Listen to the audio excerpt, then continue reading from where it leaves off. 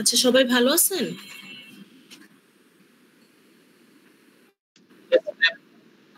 হ্যাঁ, আলহামদুলিল্লাহ। আজকে তো আপনাদের পার্টিসিপেন্টস অনেক কম।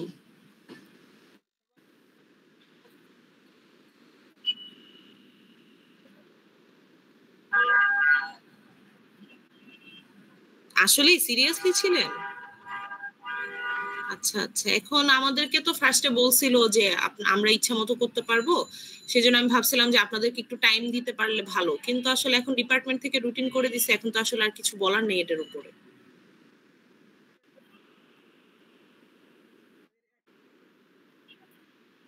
হ্যাঁ,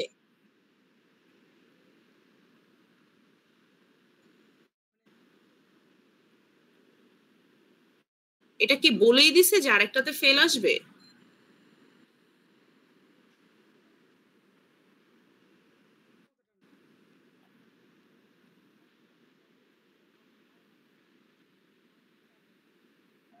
না না, আপনাদের ওই যেই পরীক্ষাটা আপনাদের মিস হবে ওটা কি পরবর্তীতে আবার একটু চেঞ্জড কোয়েশ্চেন নিবে না? এটা কি আপনাদের ডিপার্টমেন্ট থেকে বলে দিছে যে চেঞ্জ কোয়েশ্চেনে নিবে না?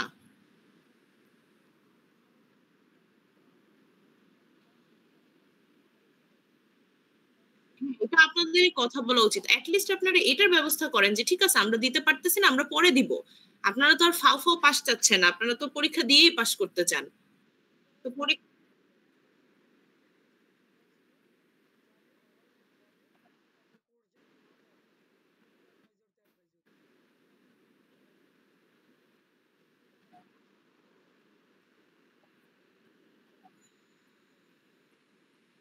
হ্যাঁ, আমি বুঝলাম না আসলে আপনাদের ডিপার্টমেন্টে মানুষ অনেক বেশি, এজন্যও হইতে পারে। বাট এটা একটু সমস্যা হয়ে গেছে, মানে অনেকেরই অনেক হ্যাসেল যাচ্ছে, স্টুডেন্টদেরও যাচ্ছে, টিচারদেরও যাচ্ছে, পরীক্ষা এক্সাম কমিটিরও যাচ্ছে। কেউই কোনো সলিউশন দিতে পারতেছে না এখানে।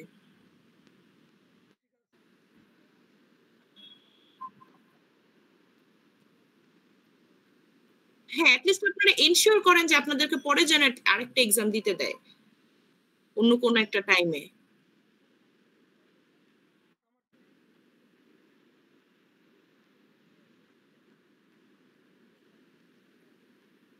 হ্যাঁ, আমিও এটা শুনছি যে ওভারল্যাপ আছে কিছু। ঠিক আছে, আপনারা কথা বলে দেখেন, আপনাদের ডিপার্টমেন্ট, আপনারা এই কথা বলে দেখেন ম্যানেজ করতে পারেন কিনা।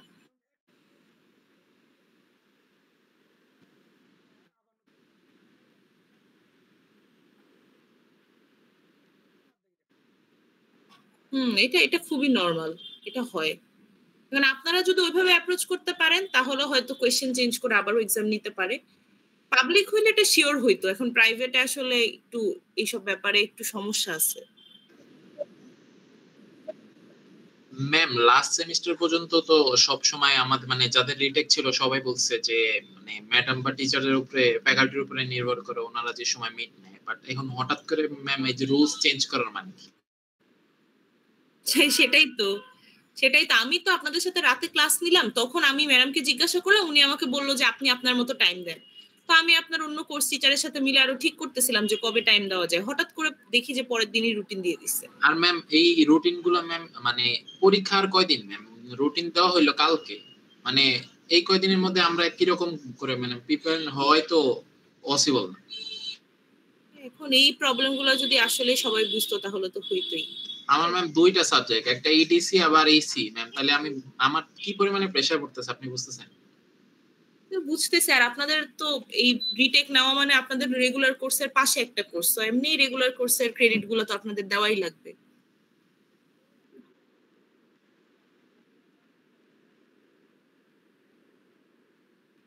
হ্যাঁ, ওটাই করেন। আচ্ছা, আমরা হচ্ছে আজকে প্রায় একটু পড়াশোনা করি।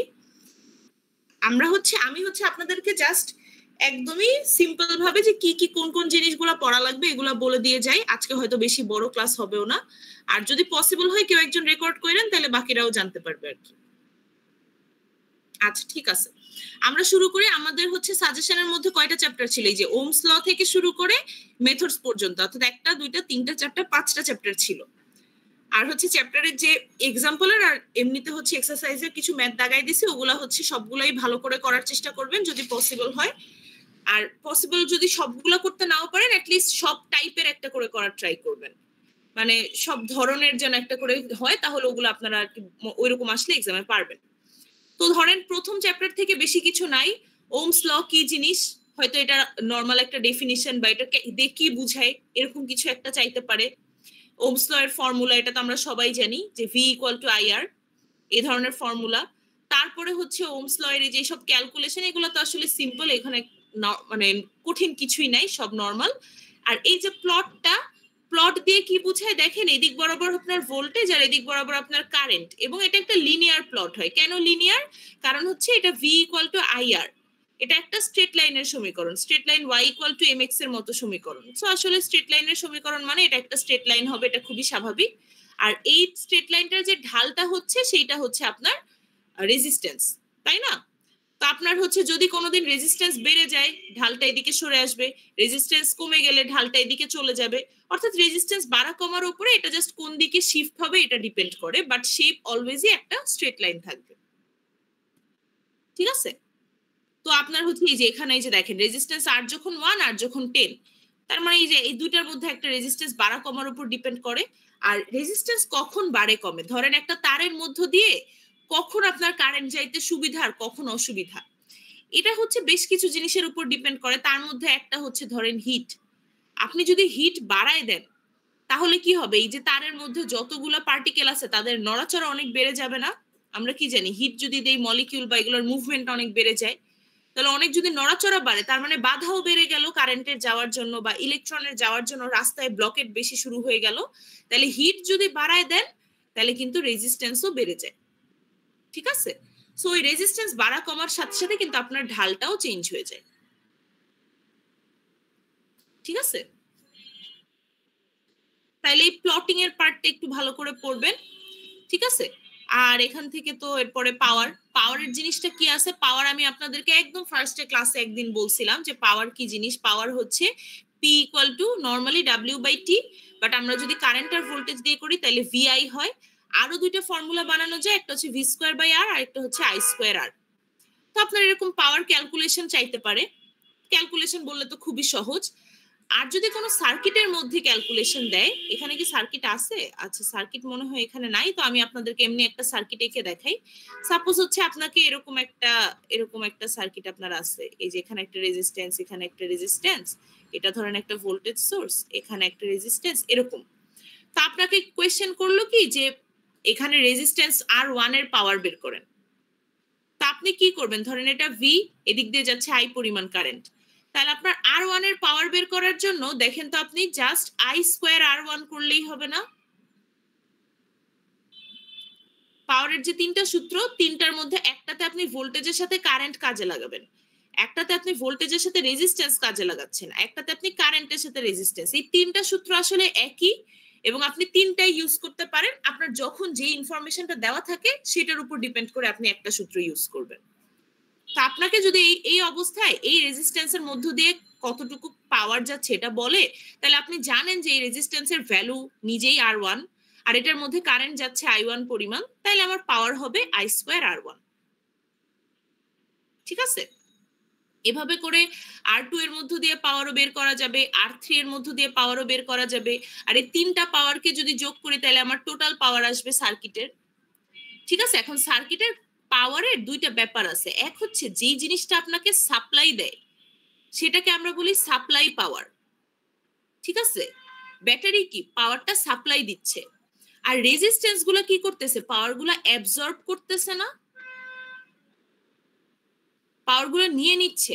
সাপ্লাইটা হচ্ছে পাওয়ারটা দিচ্ছে বা ডেলিভার করতেছে, আর রেজিস্ট্যান্স গুলো পাওয়ার গুলো নিচ্ছে বা অ্যাবজর্ব করতেছে। আপনি যে কোনো সার্কিটের জন্য দেখবেন এই সাপ্লাই করা পাওয়ার আর অ্যাবজর্ব করা পাওয়ারটা সেম। ঠিক আছে? তাইলে আপনার ধরেন সাপ্লাই দিচ্ছে ভি, তাহলে এখানে সাপ্লাই পাওয়ার হবে ভোল্টেজের ভি আর কারেন্টের আই। আর অ্যাবজর্ব করতেছে কি আর 1 আর 2 আর 3, তাহলে অ্যাবজর্ব গুলা কি হবে I square R 1 plus I square R 2 plus I square R 3। ঠিক আছে? এটা কি সবাই বুঝতে পারছি?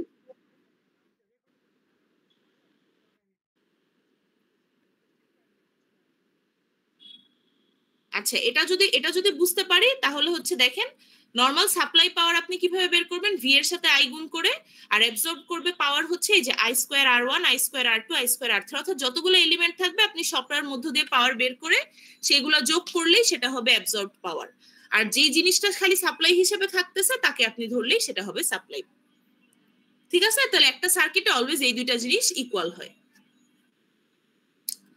আচ্ছা, এইখান থেকে এনার্জি নাই, তার মানে আপনার বেসিক্যালি এখান থেকে ওই পাওয়ারের পার্টটা আছে, আর ওই যে ওমস ল এর গ্রাফ কিরকম এগুলা পার্ট আছে। ঠিক আছে, এই জিনিসগুলো আপনাদেরকে ক্লাসে আমি এক্সটেন্সিভলি পড়াই নাই দেখে আজকে একটু বলে দিলাম। আর এর পরে যেগুলো আছে এগুলো মোর অর লেস আপনারা জানেন, তো এখান থেকে আমাদের আশা করি খুবই তাড়াতাড়ি হয়ে যাবে। সিরিজ ডিসি সার্কিট থেকে আপনারা মেইন ফোকাস নিয়ে যেটা যেটা পড়বেন, অবশ্যই ইকুইভ্যালেন্ট রেজিস্ট্যান্স বের করাটা, একটা অনেকগুলো রেজিস্ট্যান্স সিরিজে থাকলে কি হয়, এবং সিরিজ থেকে আপনার এই যে ইকুইভ্যালেন্ট রেজিস্ট্যান্স দিয়ে করে সলভ করে টোটাল কারেন্ট বের করা, টোটাল ভোল্টেজ বের করা, কোনো একটা রেজিস্ট্যান্সের মধ্য দিয়ে সিঙ্গেল ভোল্টেজ বের করা, এগুলো টাইপের ম্যাথ থাকলে সেগুলো করবে। আর হচ্ছে সিরিজ সার্কিট, এই যে যেমন হচ্ছে এরকম সার্কিট থাকলে সেগুলো সলভ করা, এটা খুবই সহজ। এগুলো আপনারা দেখে নেবেন, 2-3টা এক্সাম্পল মনে হয় এখান থেকে দেওয়া হয়েছে সাজেশনে, সেরকম এক্সাম্পল গুলো সলভ করে ফেলবেন। আর নিচে গিয়ে একটা জিনিস আছে, সেটা হচ্ছে কারেন্ট ভোল্টেজ ডিভাইডার ল, এইটা হচ্ছে ইম্পর্টেন্ট। ঠিক আছে, নিচে গিয়ে দেখবেন পাওয়ার ডিস্ট্রিবিউশনটা লাগবে না। আচ্ছা, ভোল্টেজ ডিভাইডার লটা, আচ্ছা কারশফস ভোল্টেজ ল, এটা আমি আপনাদেরকে ক্লাসে বলছিলাম যে এই ভোল্টেজ লটা কি ছিল, যখন লুপ ঘুরে আসে পুরো ভোল্টেজটার সামেশন হচ্ছে 0 হয়। আপনারা যখন মেশ করছেন তখন এটা অনেক বেশি অ্যাপ্লাই করছেন, সো আশা করি এটা আলাদাভাবে আর বলার দরকার নেই, এটা আপনারা অলরেডি জানেন।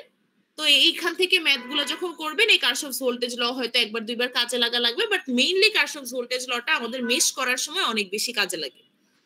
ঠিক আছে, তো এখান থেকে এই জিনিসগুলা বাদ দিলে আর আপনার এরপরে থাকবে এখানে এই যে ভোল্টেজ ডিভিশন, এইটা একটা ইম্পর্টেন্ট জিনিস।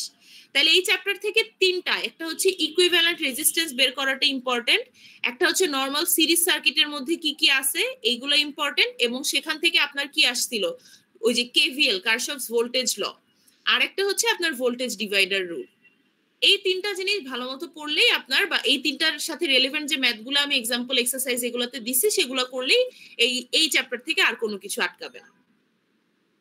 ঠিক আছে, আর ভোল্টেজ ডিভাইডার ল তো আপনারা জানেনই, ভোল্টেজ ডিভাইডার ল হচ্ছে যেই পুরা ভোল্টেজটা আপনার লাগবে, যে সিস্টেমের মধ্য দিয়ে কতটুকু ভোল্টেজ যাচ্ছে, আর আলাদা আলাদা ভাবে যে ভোল্টেজ ভাগ হয়ে যাচ্ছে কোন রেজিস্ট্যান্সের ভিতর দিয়ে কতটুকু ভোল্টেজ, সেটার ফর্মুলা হচ্ছে যেই রেজিস্ট্যান্সেরটা বের করবেন, ধরেন আমি এটারটা বের করব, তাহলে আমার V1 হবে, উপরে যাবে রেজিস্ট্যান্স তার ভ্যালু, নিচে যাবে এই রেজিস্ট্যান্সটা প্লাস তার সাথে যত রেজিস্ট্যান্স সিরিজে আছে, এখানে একটাই আছে দ্যাটস ওয়াই একটাই হবে, আর টোটাল যে ভোল্টেজটা সেটা গুণ হয়ে যাবে। ঠিক আছে, কোশ্চেন রেগুলারদের সাথে বলতে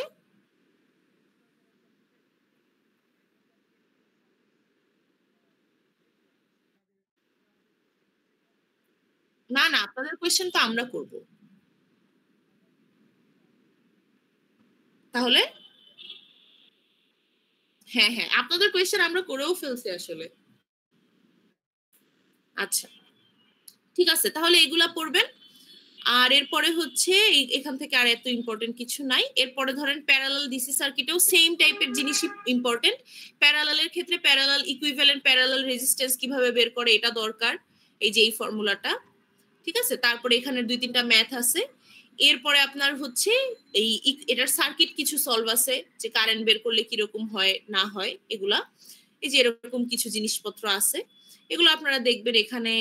এগুলা মোটামুটি মোরলেস আপনাদেরকে পড়াইছি। এই যে প্যারালাল সার্কিট, এখানে আপনারা পাবেন যে সার্কিটের মধ্যে ব্যাপার স্যাপারগুলো কিরকম হয়, কোন একটা সিঙ্গেল ব্রাঞ্চ দিয়ে কারেন্ট যদি বের করতে হয় সেটার জন্য আপনার কারেন্ট ডিভাইডার আছে, এগুলোই এখানকার ইম্পর্টেন্ট। আর এখানে আপনি এক্সট্রা দেখবেন এই যে কারশফস কারেন্ট ল, যেটা এটা কারশফস কারেন্ট ল আমরা ইউজ করছি হচ্ছে নোডাল ভোল্টেজ অ্যানালিসিসের সময়, আমরা এগুলো অনেক ইউজ করছিলাম। এমনিতে মেশের মধ্যে বা এমনিতে ব্রাঞ্চ কারেন্ট আমরা হালকা পাতলা দেখছিলাম। তো কারশফস কারেন্ট ল কি, যে কয়টা কারেন্ট ঢুকতেছে তাদের সামেশন আর যে কয়টা কারেন্ট বের হচ্ছে তাদের সামেশন সমান হবে, এটাই হচ্ছে ফর্মুলা। ঠিক আছে, এই জিনিসটা পড়বেন ভালো করে। এটার 2-3টা হয়তো ম্যাথ এখানে আছে এক্সাম্পলে, এগুলো একটু দেখবেন, আমি যেগুলো দাগাই দিছি খালি ওগুলো দেখলেই হবে। আর এরপরে আসলে কারেন্ট ডিভাইডার রুল, ওটাও সেম। আপনার যদি হচ্ছে বেশি রেজিস্ট্যান্স থাকে তখন আপনি যেই রেজিস্ট্যান্সটা দিয়ে বের করতে চান সেটা ছাড়া অন্যটা রাখবেন। যেমন আপনার যদি এখানে এইটা বাদ দেন, ধরেন এই দুইটা আছে খালি R1 আর R2, আপনি হচ্ছে I2টা বের করতে চাচ্ছেন, তাহলে আপনি কি করবেন, উপরে R2 কে বসাবেন না, উপরে বসাবেন R1 কে, আর নিচে বসাবেন R1 প্লাস R2 কে, আর ইনটু করবেন আপনার এই যে টোটাল কারেন্টটা আছে সেটাকে। ঠিক আছে, তাহলে ভোল্টেজ ডিভাইডারে কি যারটা বের করতাম তাকেই উপরে রাখতাম, কারেন্ট ডিভাইডারে হচ্ছে যারটা বের করব সে ছাড়া বাকি যে আছে তাকে উপরে রাখবো। এখন এখানে একটা ছোট্ট সমস্যা কি, এখানে কিন্তু আপনার তিনটা আছে, আমি তো R3 কে বাদ দিয়ে বলছি, বাট R3 তো সার্কিটের মধ্যে আছে। তিনটা থাকলে কারেন্ট ডিভাইডার কিভাবে বের করতে হয়, ধরেন আপনি সেম ভাবে আবার R2 এরটাই বের করবেন, তাহলে আপনার উপরে তো আর R2 থাকবে না, উপরে এখন কে থাকবে, R1 থাকবে না R3 থাকবে? এটার আনসার হচ্ছে আপনার R2 বাদে যতগুলা প্যারালাল রেজিস্ট্যান্স আছে তাদের সবার যে ইকুইভ্যালেন্ট প্যারালাল রেজিস্ট্যান্সটা আছে সেটা আগে বের করে নিতে হবে। ঠিক আছে, তাহলে R1 আর R3 প্যারালালে আছে R2 এর সাথে, দ্যাটস ওয়াই এই RP R1 parallel to R3 এইটা আগে বের করে নিতে হবে। বের করে আপনি এই R1 R3 পুরো সবগুলো না এঁকে জাস্ট R1 এর জায়গায় RP লিখে দিবেন, R3 পার্টটাকে বাদ দিয়ে দিবেন। মানে বুঝতে পারছি, এক্সট্রা তিনটা ছিল, তিনটা থেকে আমি জোর করে দুইটা বানাই নিব। কিভাবে বানাবো, যেটা দিয়ে আমার বের করা লাগবে তাকে আমি যেমন আছে তেমনই রাখবো, বাকি দুইটাকে আমি প্যারালাল করে সলভ করে একটা নতুন রেজিস্ট্যান্স নিয়ে সেই রেজিস্ট্যান্সটার ভ্যালুটা আমাকে নিতে হবে। ঠিক আছে, আর তখন আমার ফর্মুলাটা কেমন হবে, তখন আমার উপরে যাবে RP, নিচে থাকবে হচ্ছে R2 প্লাস RP, আর আমার টোটাল কারেন্টটা এটার সাথে গুণ হয়ে যাবে। বুঝতে পারছি, আর RP হচ্ছে R1 আর R3 কে প্যারালাল করে আমি যেটা পাইছি সেইটা। যদি এখানে আরো একটা থাকতো, ধরেন R4 থাকতো, তাহলে আমি কি করতাম, এইখানে আরেকটা প্যারালাল দিয়ে R4 অ্যাড করে নিতাম, এবং এই প্যারালালের ক্যালকুলেশনটা তো আমি অলরেডি করে আসছি উপর দিয়ে, তাহলে এইভাবে করে সেটাকে ছোট করে তারপর করতে হবে। ঠিক আছে, সিরিজে এই সমস্যাটা হয় না কেন, সিরিজে ডিরেক্ট যোগ করে দিলেই হয়, বাট এখানে ডিরেক্ট যোগ করা যায় না, এখানে আগে প্যারালাল করে ছোট করে তারপরে কারেন্ট ডিভাইডার ইউজ করতে হয়। ঠিক আছে, সো এইখান থেকে এই কয়েকটা জিনিসই ইম্পর্টেন্ট, আপনার normal parallel circuit solve, analysis, Kirchhoff's current law, আর হচ্ছে কারেন্ট ডিভাইডার রুল, এই চারটা জিনিস, এটার যে রেলেভেন্ট ম্যাথগুলো আছে সেগুলো দেখলেই হবে। আর এরপরে হচ্ছে আপনার সিরিজ প্যারালাল সার্কিট, এখানে আসলে নতুন কিছু নাই, আপনার আগে হচ্ছে খালি সিরিজ ছিল বা খালি প্যারালাল, এখন আপনার সিরিজ প্যারালাল মিলানো। তো এখানে অনেক বেশি ইম্পর্টেন্ট যেটা, সেটা হচ্ছে ইকুইভ্যালেন্ট রেজিস্ট্যান্স বের করা। ইকুইভ্যালেন্ট রেজিস্ট্যান্স বের করার জন্য আপনার হচ্ছে এই যে এইসব, এখানে হচ্ছে ধরেন এই দুটো প্যারালাল, পুরোটা প্যারালাল সলভ করার পরে দেখবেন এটার সাথে সেটা সিরিজ, যেমন এটা পুরোটা প্যারালাল সলভ করে এটা পাইছে এই লাইনটা, পরে দেখা গেছে এই লাইনটার সাথে এটা আবার সিরিজে। আর যদি এটা না বুঝতে পারেন, ওই যে আমি পয়েন্ট পয়েন্ট করে ধরে দেখাই দিছি না, যে আপনি হচ্ছে মনে করেন এটা A পয়েন্ট, রেজিস্ট্যান্স পাইলে পয়েন্ট চেঞ্জ হয়ে এটা B পয়েন্ট, রেজিস্ট্যান্স নাই তাহলে এটাও B পয়েন্ট, এভাবে করে করে তাহলে আপনি বুঝতে পারবেন যে কোনটা প্যারালালে আর কোনটা সিরিজে। ঠিক আছে, এইভাবে করে আপনার সিরিজ প্যারালালের মধ্যে সলভ করে সেম ভাবে সার্কিট সলভ করতে হবে। আগের দুইটা চ্যাপ্টারের ম্যাথ তো মোটামুটি আছে, বাট এই চ্যাপ্টারটা আর এর পরের চ্যাপ্টারটা, এই দুইটাতে আপনারা বেশি ফোকাস দিবেন, সিরিজ প্যারালাল সার্কিট আর মেথড অফ অ্যানালিসিস, কারণ এগুলোর ম্যাথগুলো একটু বড় বড় আর হচ্ছে একটু কঠিন, তো দেখা গেল এগুলো যদি ঠিক মতো প্র্যাকটিস না করেন এক্সাম হলে হয়তো পারবেন না, আর ওগুলার ম্যাথ মোটামুটি বুঝে গেলে আশা করি এক্সাম হলে দেখলেই পেরে যাবেন। ঠিক আছে, আচ্ছা, এভাবে করে করে এখানে আপনার সবই এগুলো বলছিলাম, এছাড়া এখানে নতুন কিছু আছে কিনা দেখি। আর যেগুলো দাগাইছে ওগুলো ছাড়া আসলে আর নাই, মানে আর করতে হবে না আপাতত, না এরপরে আর নাই এই চ্যাপ্টারে, ওই জাস্ট সার্কিট সলভ আর যে এক্সাম্পল গুলো দিছি ওগুলো করলেই হবে। আর এই মেথডস অফ অ্যানালিসিস থেকে আপনার কি কি আছে, আপনার এখানে ফার্স্টেই মনে হয় আছে সোর্স কনভার্সন, এটা আমরা পড়াইছিলাম কিন্তু এটা মিডে নাই, সো এই সোর্স কনভার্সন পড়া লাগবে না। এরপরে হচ্ছে আপনার কি কি আছে, কারেন্ট সোর্সেস ইন সিরিজ, এটাও লাগবে না। ব্রাঞ্চ কারেন্ট অ্যানালিসিসটা বেসিক্যালি আগে যা পড়ছি ওইটাই, ওই যে কারেন্ট ডিভাইডার দিয়ে কোন ব্রাঞ্চে কি কি কারেন্ট যাচ্ছে এগুলাই খালি সলভ করার ব্যাপার। আর এরপরেই আপনার আছে হচ্ছে মেশ অ্যানালিসিস। আচ্ছা, এখনো ব্রাঞ্চ কারেন্টই আছে সম্ভবত এগুলা। এই যে এরপরে এই যে আপনার এখানে মেশ অ্যানালিসিস আর নোড অ্যানালিসিস থেকে ম্যাথ তো থাকবেই, বুঝতেছেনই। মানে ম্যাথ যদি আপনার মনে করেন 25 মার্কের জন্য 5টা ম্যাথ বা 6টা ম্যাথ থাকে, মেশ থেকে একটা থাকবে, নোড থেকে একটা থাকবে, সিরিজ প্যারালাল থেকে একটা থাকবে। এটা চোখ বন্ধ করে বলে দেওয়া যায়। তাহলে এইগুলোর ম্যাথগুলো অবশ্যই ভালো করে প্র্যাকটিস করবেন, ঠিক আছে? তারপরে হচ্ছে মেশ আর নোডের মধ্যে আপনাদেরকে এক্সট্রা শিখাইছিলাম সুপার মেশ আর সুপার নোড। সুপার মেশ আর সুপার নোড থাকলে কিভাবে ম্যাথ করতে হয় সেগুলো একটু প্র্যাকটিস করবেন। এখানে কি সুপার মেশের, আচ্ছা সুপার মেশ থাকলে যেটা হয়, ধরেন এই যে একটা সুপার মেশ বলতে কি, যখনই কোনো জায়গায় কারেন্ট সোর্স থাকবে তখনই সুপার মেশ ক্রিয়েট হবে, কোনো লুপে যদি কারেন্ট সোর্স থাকে। কারণ কারেন্ট সোর্সের তো আসলে ভোল্টেজ আমরা জানি না, কারেন্ট সোর্স তো শুধু একটা কারেন্ট দিব, ভোল্টেজ বলে তো কিছু নাই। এই জন্য আমার যেহেতু মেশ করার সময় আমরা সব ভোল্টেজ ক্যালকুলেট করি, দ্যাটস ওয়াই যদি কোথাও কারেন্ট সোর্স থাকে তাহলে আমি তাকে আমার ক্যালকুলেশনে নিতে পারবো না। তখন আমাকে কারেন্ট সোর্সের ব্রাঞ্চটাকে বাদ দিয়ে পুরো নোডটা মানে মেশটা করতে হয়। তাহলে কারেন্ট সোর্সের ব্রাঞ্চটাকে বাদ দিলে তাহলে দেখেন এই যে এইটা পুরাটা ধরে একটা বড় লুপ হয়, এই বড় লুপটাকে নিয়ে ম্যাথ করতে হবে। তাহলে আমার ইকুয়েশন কিন্তু তখন একটাই আসবে, আর এই পাশের এতটুকু পর্যন্ত থাকবে I1, এরপরে এতটুকু গিয়ে হবে I2। এবং ইকুয়েশনটা যখন লিখছে খেয়াল করবেন এটুক পর্যন্ত I1 দিয়ে লিখছে, এখান থেকে আবার I2 দিয়ে লিখছে। এই জন্য দেখেন এই যে 20 ভোল্ট লিখছে, তারপরে R1 আর R2 এর সাথে দিছে I1, আর এখান থেকে আবার দিছে I2, ঠিক আছে? এরপরে আপনি হচ্ছে যেই কারেন্ট সোর্সটাকে কেটে বাদ দিছিলেন, দেখেন এই কারেন্ট সোর্সটার ডিরেকশনে আপনার আছে হচ্ছে এদিক বরাবর আছে I1 আর এদিক বরাবর আছে I2। তার মানে আসলে I1 মাইনাস I2 করলেই কারেন্ট সোর্সটা পাওয়া যায়। তাহলে এইটা হচ্ছে আপনার 1 নম্বর ইকুয়েশন, যেটা হচ্ছে বড় লুপটা থেকে পাইছি, আর এই কারেন্ট সোর্সটার জন্য যেটা সেটা হচ্ছে এইটা। তাহলে এই দুইটা ইকুয়েশন সলভ করলে আমার মেশ কারেন্টগুলো বের হয়ে যাবে, ঠিক আছে? আপনাদের মেশ কারেন্টের ক্লাসের রেকর্ডিং দেওয়া আছে না? যদি এইগুলা টপিক আপনারা ভুলে যান তাহলে ওইগুলাতে ওই যে সুপার মেশ সুপার নোড এই জিনিসগুলো আরো দেওয়া আছে এটা। হ্যাঁ হ্যাঁ, এগুলো আপনারা একটু আরেকবার রিভিউ করে নেবেন। আজকে তো আসলে এত কিছু বলার টাইম নাই, আমি জাস্ট উপর দিয়ে বলে যাচ্ছি যে কোন জিনিসগুলো পড়তে হবে আপনাদের। তাহলে বুঝতে পারছি মেশ আগে তো সব বলেই দিবেন। হ্যাঁ হ্যাঁ সেটাই, মেশ অ্যানালিসিস আর হচ্ছে সুপার মেশ, আর এরপরে দিয়ে আছে হচ্ছে নোড অ্যানালিসিস আর সুপার নোড, এই 4টা জিনিস। তাহলে এই চ্যাপ্টার থেকে এই কয়টা জিনিসই আছে, মেশ, সুপার মেশ, নোড আর সুপার নোড, ঠিক আছে?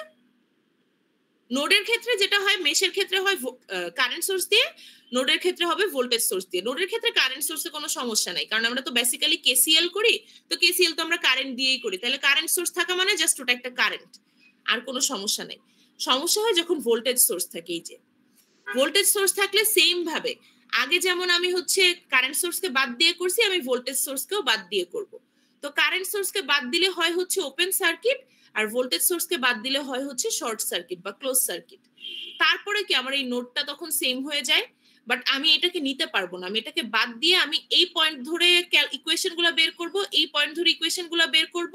আর এই যে ভোল্টেজ সোর্সটা সেটার জন্য আমার বড়টা আছে এই সাইডে, পজিটিভটা আছে V1 এর সাইডে, তাইলে V1 মাইনাস V2 এইটা করলে হবে আমার ই, ঠিক আছে? এই হচ্ছে আমার সুপার নোড থাকলে এভাবে আমি এভাবে ভোল্টেজ সোর্স বাদ দিয়ে তারপর হচ্ছে এইভাবে করে ভোল্টেজ গুলাকে ইকুয়েশনের মধ্যে নিয়ে এসে তারপর সলভ করব, ঠিক আছে? এটাও যদি কনফিউজিং লাগে ওই ক্লাস রেকর্ডিংটা দেখে নেবেন, আর পরবর্তীতে কোনো কনফিউশন হলে জানাইতে পারেন, সমস্যা নাই। এইগুলা পড়লেই মোটামুটি মিডে আপনারা ভালো করবেন, ঠিক আছে? এই 3টা চ্যাপ্টার বেশি ভালো করে পড়বেন, method of analysis, series parallel, এই দুইটা থেকে ভালো করে আসবে। আর এই দুইটা আপনারা মোটামুটি ইজি আছে, পারবেন। আর এখান থেকে ওই অল্প কিছু টপিক আছে এটা পড়বেন। সো সিলেবাসও অত বেশি না, আর হচ্ছে আপনাদেরকে মোটামুটি সাজেশন তো দেওয়াই আছে, তো পড়তে থাকেন, কোনো সমস্যা হইলে জানাই। আর কারো কোনো কোয়েশ্চেন আছে আজকের ক্লাস নিয়ে? ম্যাম একটু কথা ছিল। হ্যাঁ বলেন। ম্যাম আমাদের তো ইলেকট্রিক সার্কিট কুইজ এক্সামটা তো 6 তারিখ দিয়েছেন, তো আমাদের তো 7 তারিখে ম্যাম ইঞ্জিনিয়ারিং ম্যাথমেটিক্স এর এক্সাম ছিল, তো এটা কি কোনোভাবে পিছানো বা আগানো ভাবে কোনোভাবে সম্ভব কিনা? এটা হচ্ছে আপনারা অ্যাপ্রোচ করতে পারেন, বাট আসলে রুটিন চেঞ্জ হওয়ার পসিবিলিটি খুবই কম এইসব ক্ষেত্রে, তো আপনারা কথা বলে দেখতে পারেন। কারণ দুইটা তো একসাথে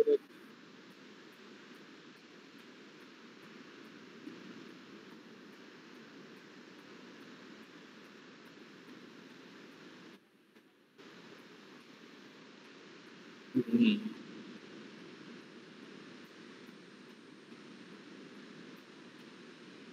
ঠিক আছে। আচ্ছা, এটা আপনারা কথা বলে ঠিক করে নেন, আর আজকের ক্লাস নিয়ে যদি কোনো কোয়েশ্চেন না থাকে আমরা ক্লাসটা শেষ করে দিই। ম্যাম আরো একটু ভালো সাজেশন দিয়ে এর চেয়ে ভালো আসলে দেওয়া সম্ভব না, অনেক ছোট সাজেশন দেওয়া হয়েছে, সবগুলা করেন, ওখান থেকেই পাবেন। ম্যাম আসসালামু আলাইকুম। ওকে, ওয়ালাইকুম আসসালাম। আপনারা চলে যেতে পারেন, আমি এই যে